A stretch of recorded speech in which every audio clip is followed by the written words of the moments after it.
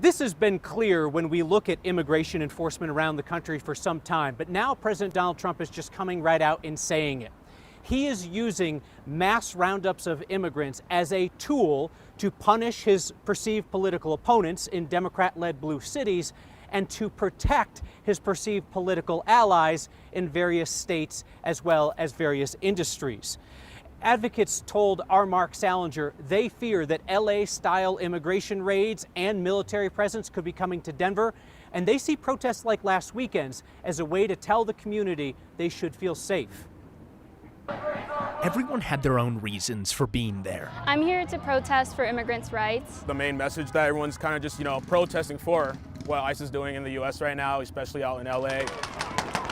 In a time when videos of short clashes with police can overshadow hours of peaceful marches, organizers see protests as a way of showing support to a community that feels under attack. We are committed to creating spaces where we can grieve together, where we can process together, where we can heal together. Carlos Rojas Rodriguez helped organize a protest last week with the Colorado Immigrant Rights Coalition.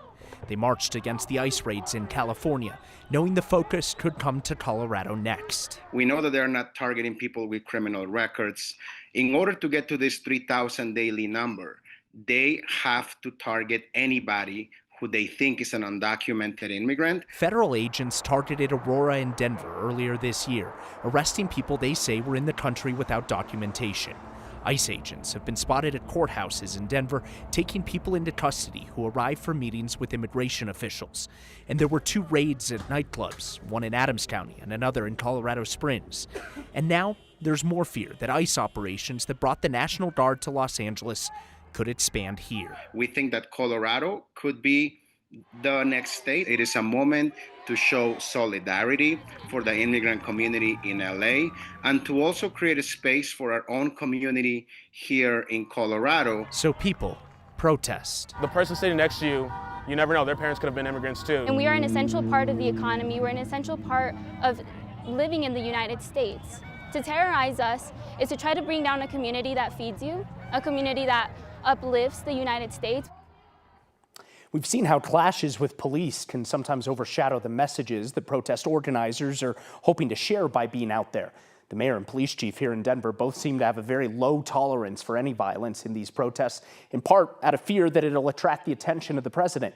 Over the last 2 days of protest, Kyle, last week, we saw 54 people already arrested.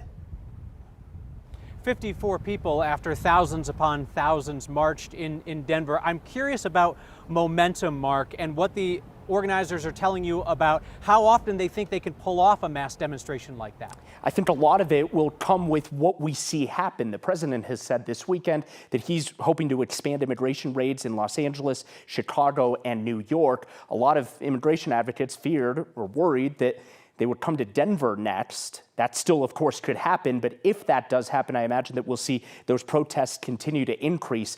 Until then, no word on when those new protests might start. Kyle. Mark Salinger, thank you very much.